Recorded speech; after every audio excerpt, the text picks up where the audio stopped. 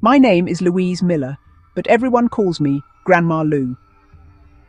I'm 73 years old, born and raised in Riverdale, a quiet suburb outside Philadelphia. Most people who meet me see the same things: silver hair neatly tied back, soft sweaters, and a smile that makes them think I've lived a simple, peaceful life. They see a grandmother who bakes pies on Sundays, knits blankets for the church fair, and spoils her grandkids with extra cookies when their parents aren't looking. But what they don't see, what no one has ever truly seen, is the wound I've carried inside me for more than 60 years. It's a wound that never healed, no matter how much time passed. A wound born in 1965, when I was just 13 years old. You see, people think the worst enemies in life are strangers in dark alleys. But sometimes, the real enemies are the people who share your last name, the people who sit at the same dinner table, the people who are supposed to protect you. I've never told this story before, not to my children, not even to my late husband. I've buried it so deep that most days I pretend it never happened. But secrets, they rot. They rot your heart, your joy, your trust.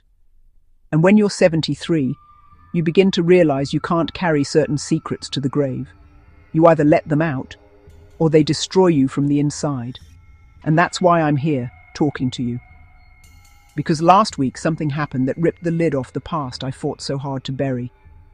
It happened in the most unexpected way, through a simple phone call. I was in my kitchen, humming to myself while preparing chicken soup, when the phone rang. It was a number I didn't recognize, but I answered anyway. The voice on the other end made my knees go weak. "Hello, Louise," the man said softly. His voice was older, deeper, but I knew it instantly. "It's Robert. Robert, my youngest brother, the one I hadn't spoken to in over 50 years. For a moment I couldn't breathe. My hands shook so badly I almost dropped the receiver. I thought you were dead," I whispered. There was silence on the line. And then he said something that made the room spin, something that pulled me straight back into 1965, into the horror I've fought my whole life to forget. "Louise, before I die, you need to know the truth about what happened back then. About Anthony. About Joseph. About me." When I close my eyes and force myself back to the summer of 1965, I don't see pain first. I see sunlight. I see the old 3-bedroom house in Riverdale where I grew up. Paint peeling on the porch, a wooden swing swaying lazily in the breeze. I hear my father's laughter, deep and full, echoing across the yard as he returned from one of his long trucking trips, his arms wide open, his shirt pocket bulging with candy just for me. Back then, I was his little princess, the only girl after 3 boys. Anthony was the oldest at 19, already a man in my eyes. Joseph was 17, quiet but with a sharpness that could cut if you weren't careful. And Robert, the youngest of the boys, was 15. I adored them in the way little sisters always think their big brothers can do no wrong. My mother, Connie, worked herself to the bone as a seamstress. The house always smelled of soap and starch from the clothes she washed and pressed for wealthy families in town. She wasn't the warmest woman. Hard work and worry had carved lines into her face long before she was old. But she loved us in her own stern way. To anyone looking in from the outside, we were the picture of an ordinary working-class family in the 60s. Dad out on the road, Mum holding the house together, boys full of energy and mischief, and me, Louise, the little sister with big dreams of one day becoming a teacher. I should have been safe in that house, protected, sheltered, loved. But looking back now, I realized something I couldn't understand at 13. Safety isn't about walls or locks. It's about the people inside those walls and what they're capable of when no one is watching. That summer, my father's trips grew longer. Deliveries took him away for weeks at a time, and when he was gone, the air in the house shifted. My brothers, boys I had once followed around the yard like a puppy, began to look at me differently. Their jokes changed, their laughter turned sharper. I didn't know it then, but the cracks in our family had already begun to spread. And the first time it happened, it was a hot March afternoon, while I was washing dishes at the kitchen sink. It was March 1965. The air outside was heavy, hot for the season. My mother had left to deliver freshly pressed dresses to a wealthy family on the other side of town. I still remember the way she said it, light, almost careless, as she picked up her basket of folded clothes. "Take care of the house, Louise. Your brothers are here if you need anything." I nodded, barefoot on the cool linoleum floor, hands plunged in warm, soapy water as I scrubbed dishes at the kitchen sink. Outside, the neighbours' laundry swayed on their lines. It was just another day. Ordinary, forgettable. Until it wasn't. I didn't hear him come in, but I felt him. Anthony. He was 19 then, tall, broad-shouldered, already carrying himself like the man of the house when Dad was gone. He came too close behind me, his breath brushing the back of my neck. "Louise, you're becoming a young lady, you know that?" "What are you doing, Tony? Let me go. I'm just finishing the dishes." Before I could pull free, Joseph entered the kitchen. Relief shot through me. Surely he'd tell Anthony to stop, to leave me alone. But when I turned toward him, the look in his eyes froze me. He wasn't surprised, he wasn't confused. He was smiling. Then Robert appeared, leaning on the doorframe. My youngest brother, just 15. His face didn't hold kindness either, only a strange, nervous hunger. "Mom won't be back until tonight. Nobody will know." I gripped the edge of the sink until my knuckles turned white. I wanted to scream, but my voice wouldn't work. I wanted to run, but they were blocking every exit. That afternoon in the kitchen was the first time I realized the truth that would haunt me for the rest of my life. Sometimes the people you trust the most aren't your protectors. They're your executioners. When it was over, I couldn't move. My body felt like it no longer belonged to me, like I'd been peeled out of myself and left hollow on the cold kitchen floor.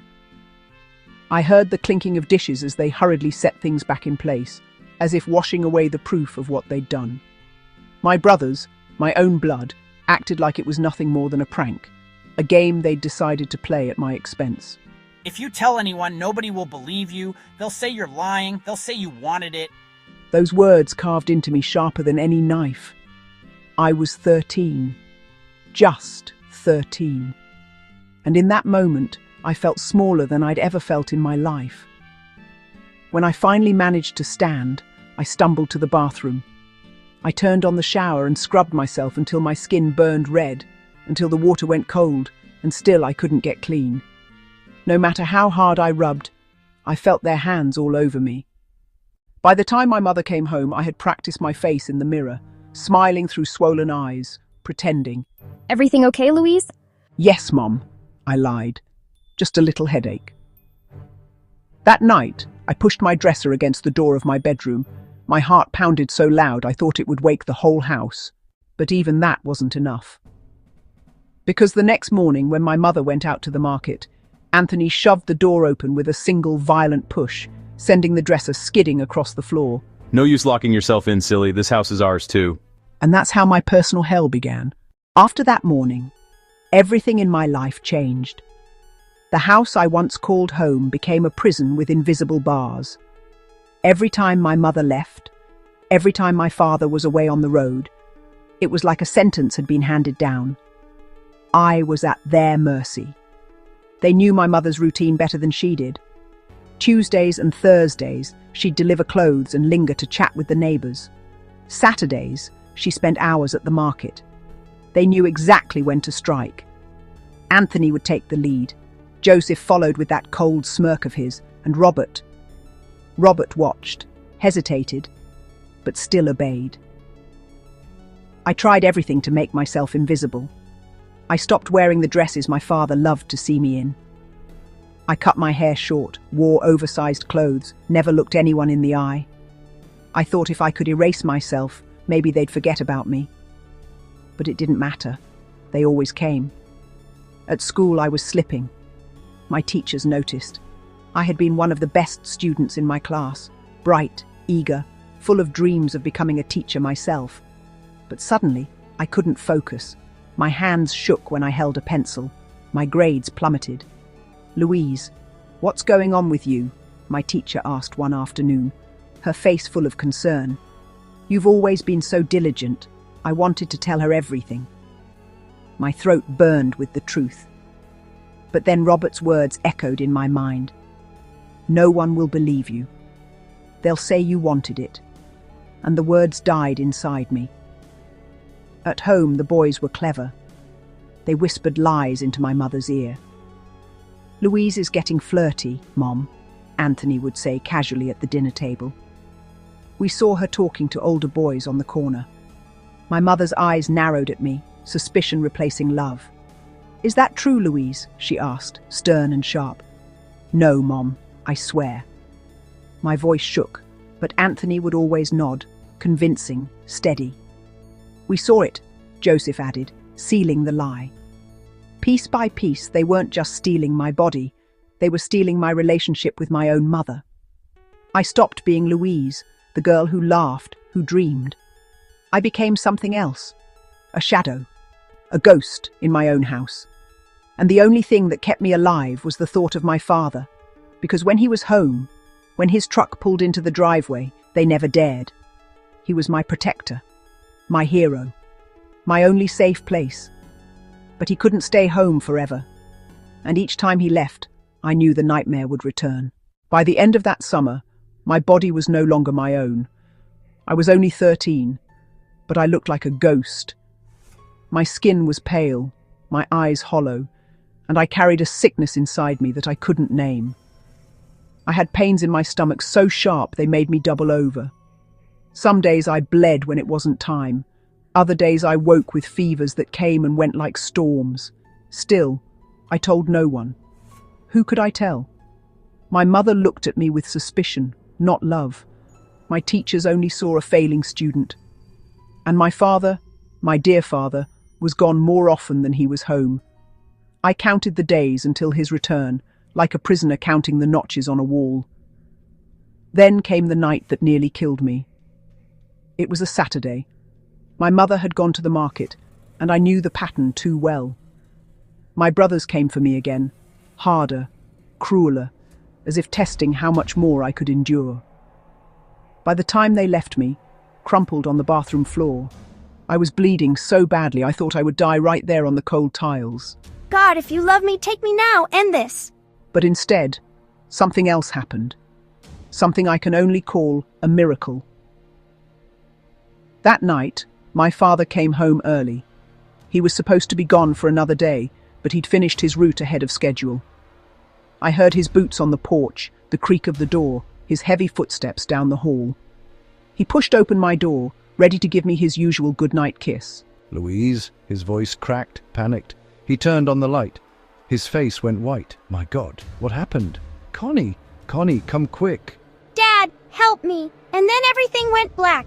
When I woke, the world was blurred. Bright lights above me, voices echoing like they were underwater. My body felt heavy, stitched together with pain. I tried to move, but tubes and wires pulled at my skin. "Who did this to my daughter? Who?" Then I heard my mother's sobs, softer, rocking herself in the corner of the hospital room like a child. She didn't touch me. She didn't look me in the eye. You're very lucky, Louise, he said. We almost lost you. You suffered severe internal trauma. You'll need rest, and surgery may affect whether you can ever have children. Children. I was 13. The thought was like a knife in my chest. Louise, sweetheart, she said softly, you've been through something very terrible. We need to know who hurt you. You can tell me. You're safe here. Safe. The word nearly broke me. I wanted to scream my brothers' names to finally let the truth out. My father stood by the wall, fists clenched, eyes red and wild with rage. My mother sat silent, shrinking into herself. If I told the truth, I knew what would happen. My father would kill them, literally. I'd seen it in his eyes.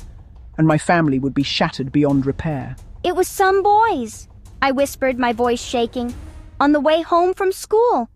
I don't know them. They weren't from around here. The room went still. The doctor nodded gravely. The social worker squeezed my hand tighter. The police officer in the corner scribbled something in his notebook. And my brothers? They weren't there. But I knew, wherever they were breathing again. Because I had just saved them. Saved the very monsters who had destroyed me. I spent a week in St. Helena's Hospital. A week of tubes, needles and whispers outside my door. My father never left my side except to argue with the police in the hallway. He swore he'd find the strangers who hurt me. He offered money we didn't have for information. He even made posters with the vague description I gave. But every time the police came back with nothing, his frustration boiled hotter. Someone in this town knows something. You think a group of men came through Riverdale and nobody saw a damn thing? Impossible. My mother, on the other hand, shrank smaller each day. She visited, yes, but she sat in the corner with her arms crossed tight, avoiding my eyes. Once I heard her whisper to the nurse, "She's always been dramatic. Maybe she led them on." Those words cut me deeper than any blade. The day I was discharged, my father carried me out of the hospital himself. He had painted my bedroom while I was gone, a soft yellow, the colour of sunshine. He bought a new bedspread with little flowers, hung fresh curtains, and even installed a lock on the inside of my door. When he placed the key in my hand, his voice broke. "No one will ever hurt you again, Princess. No one." But inside I knew the truth. The danger wasn't outside. It lived under the same roof. The first nights home, I tried to eat, but the food tasted like ash. I tried to sleep, but nightmares dragged me back to the kitchen floor, to Robert's whisper. "Nobody will believe you." I woke screaming, and my father would rush in, holding me tight, rocking me like I was a child again. "They can't hurt you anymore," he said, but he didn't know. And my brothers? Anthony walked around with false kindness, asking if I needed help with homework, smiling at my mother as though he were the perfect son. Joseph kept his distance, slipping in late, avoiding my father's stare. And Robert looked sick, pale, thin, hollow-eyed. Sometimes I caught him watching me from across the room, guilt painted all over his face. Then, one night, I heard my parents arguing through the walls. My father's voice thundered, "There's something wrong with this story, Connie. These boys of ours, they're hiding something." My mother's reply was sharp, trembling. "Don't you dare say that, George. They're your sons. How could you even think? Because she's my daughter too," he roared, "and I will find out the truth, one way or another." My heart pounded as I pressed my pillow over my ears. My father was circling closer to the truth I had buried with lies.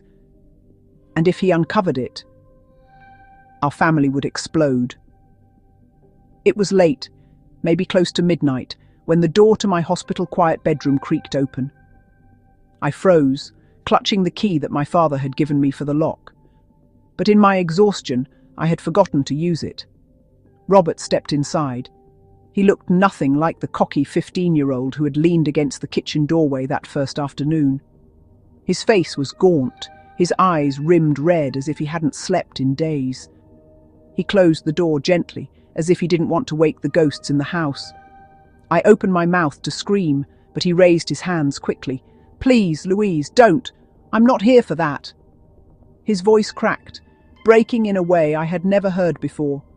I sat up in bed, heart hammering, fists clenched. "Then what are you here for?" Robert took a shaky step closer. "To say I'm sorry. For a moment I couldn't breathe." He began to cry. Real tears, ugly sobs that made him look younger than his 15 years. "I didn't want to," he whispered. "Anthony and Joseph, they told me if I didn't join in, I wasn't a man. They said they'd beat me. They said—" His words dissolved into trembling silence. I stared at him, my stomach twisting. Part of me wanted to believe him, to cling to the tiny shred of humanity in his voice. But another part wanted to spit the truth back in his face. "You still did it. You chose." "Go away," I said finally, my voice as flat as stone. "Louise, go before Dad comes in. He's already suspicious of you, of all of you." He hesitated, his hand on the doorknob. You didn't tell them, did you?"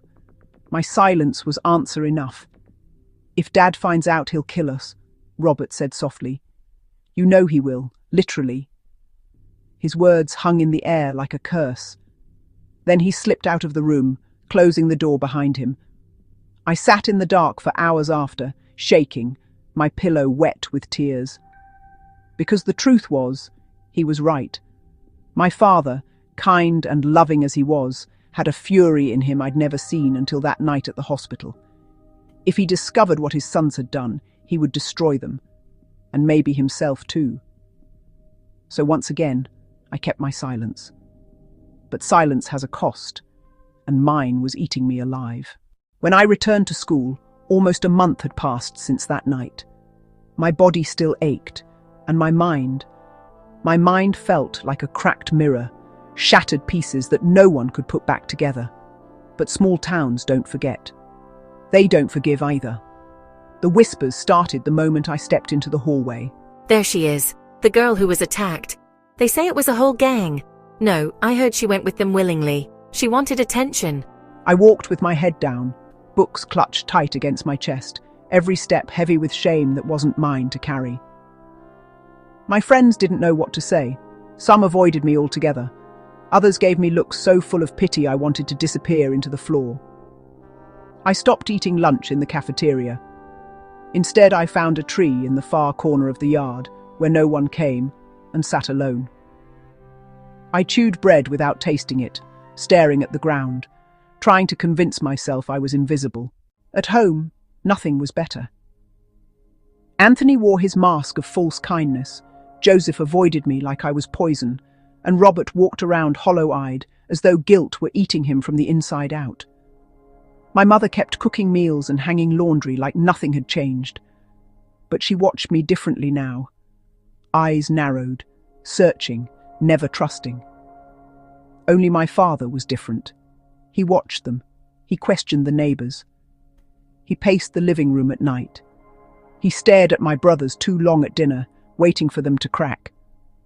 One evening, after another dead-end visit with the police, I overheard him telling my mother, his voice rough with suspicion, "Connie, it doesn't add up.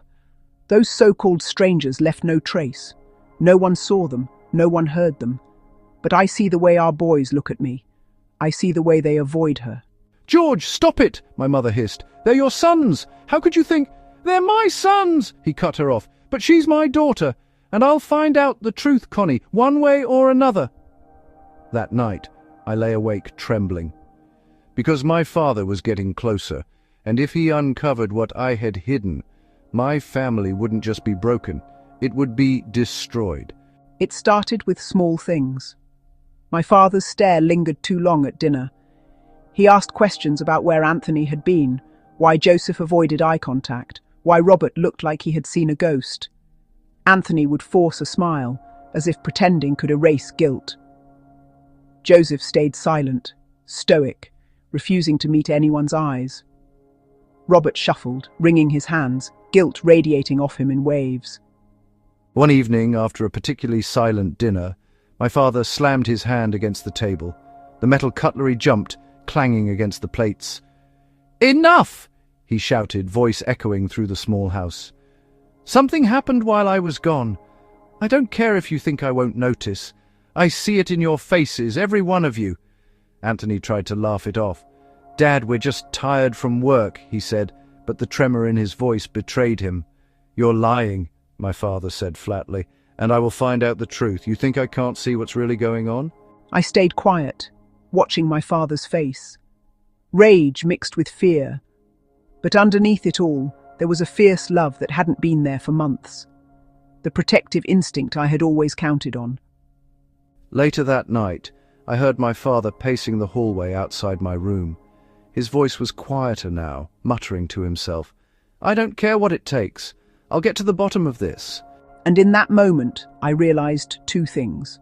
One, he would stop at nothing to protect me. Two, my brother's time hiding the truth was running out. The house was on the brink. Every creak in the floorboards, every whisper, every shadow held the weight of secrets about to explode. And I, trapped between fear and hope, could only pray that somehow we would survive the storm that was coming. It was late. the house quiet except for the ticking of the old wall clock in the living room. I had locked myself in my bedroom, but the creak of the hallway floorboards told me someone was moving. Anthony, the eldest, the ringleader. He was pacing, muttering under his breath. His shadow stretched long against the wall, flickering with the dim light from the hall. Anthony? Robert trailed silently behind him, hands shaking. What now? Mom, Dad, they're on to us. We can't keep lying. Someone's going to find out everything, and then... Then what? She won't tell. Nobody will believe her.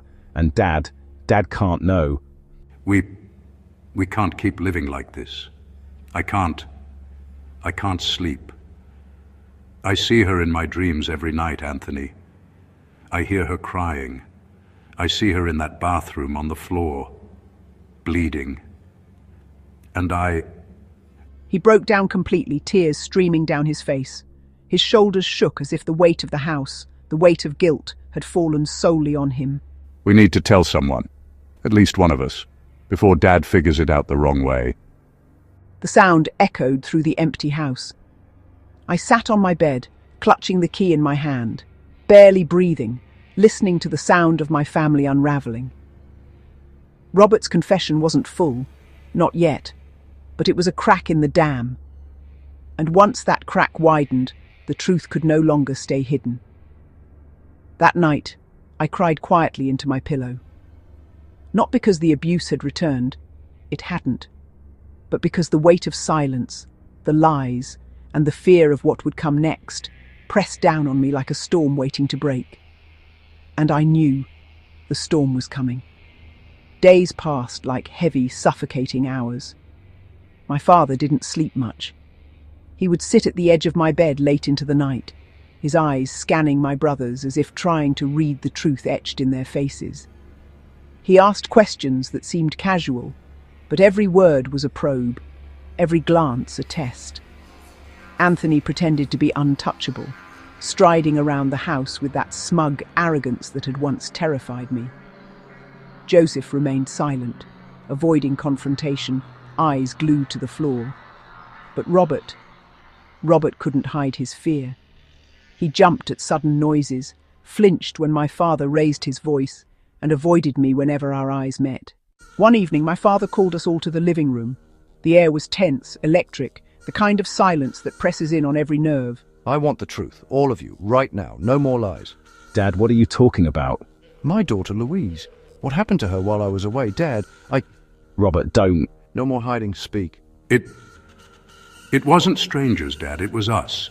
Anthony, Joseph, and me. We hurt her. Time froze. My chest tightened. My mother gasped, clutching the arm of the sofa. Anthony's face turned red with rage, while Joseph lowered his head, silent, unable to face the storm. You three, you have destroyed my daughter. You have destroyed the trust in this house. And now you will answer for it. Every single one of you. I sat on my bed, numb. Relief fought with terror. The truth was finally out. But the cost was unimaginable. That night, our family shifted forever. There were no more secrets, only consequences. The next few weeks were a whirlwind. The police came, this time with evidence, questions, and a seriousness that couldn't be ignored. My father spoke to the detectives, recounting everything Robert had confessed. Anthony and Joseph were taken in for questioning, their arrogance replaced with fear. Robert, small and trembling, confessed fully, begging for forgiveness. At home, my father tried to rebuild the pieces of our shattered lives. He repaired the house, yes, but he also tried to repair us, me especially. He held my hand, made me my favourite foods, and sat with me for hours in the garden just talking, even when I had nothing to say. "You're safe now," he would whisper. "Safe. And I'll never let anyone hurt you again." My mother. She tried, but some cracks were too deep. Her avoidance, her initial disbelief, lingered like shadows. And I learned that not everyone can forgive themselves for not seeing the truth sooner. School remained hard. Whispers followed me. But now I had a shield, my father's presence, the knowledge that I hadn't been alone anymore. Slowly, I began to reclaim pieces of myself. I laughed quietly with a friend, studied a little harder, and started dreaming again. Therapy sessions came, first reluctantly, then as a lifeline. I learned that silence had been my cage, lies my chains, but truth, though painful, was freedom. My brothers faced consequences, legal and familial. The love I had for them didn't vanish, but it changed. It became cautious, wary, protective of myself first. I learned that forgiveness didn't mean forgetting, and love didn't mean letting someone hurt you again. And in those moments, between tears and quiet laughter, I realized that I was still me. Louise, stronger, braver, scarred, but surviving. But life has a way of hiding surprises even after the storm passes. I didn't know it yet, but the final chapter of this story, the one that would seal my fate and give me peace, was still waiting. Years passed, but the memory never left me. I grew up, went to college, became a teacher, and eventually returned to Riverdale, not as the scared 13-year-old hiding in her bedroom, but as Louise Miller, the woman who had survived, the grandmother who had seen life's darkest corners and walked out the other side. I married, had children of my own, and watched them grow with the fierce love I had once longed for. I protected them in ways my father had protected me, but with more patience, more understanding, and fewer fears that I couldn't keep them safe. Yet, despite decades passing, part of me stayed vigilant. I never forgot my brother's betrayal, and while I forgave in my heart, I never forgot. I wrote them off, quietly, as people who had failed me when it mattered most. One morning at 73, I stood on my porch, sipping tea and watching the sun rise over the Riverdale suburbs. A letter arrived, no return address. Inside, simple words: Louise, I have finally understood the weight of my sins. I am sorry for everything. I hope you can live fully without me haunting your life. Robert tears blurred my vision, not from pain, but from release. Decades of silence, guilt, fear, and betrayal had led to this moment of quiet justice. I didn't respond. I didn't need to. Closure wasn't about punishment. It was about reclaiming my own life. I walked inside, the house quiet, my children laughing in the background. I felt the warmth of a life rebuilt, a story transformed from horror into strength. My scars remained, yes, but they were a testament to survival, a reminder that even in the darkest moments, hope could shine. And as I looked into the mirror that evening, seeing the woman I had become, I whispered to myself, I survived. I am Louise. I am free. The storm had passed. The house was mine again. Not just the walls, not just the furniture, but my very soul. And finally, I could rest.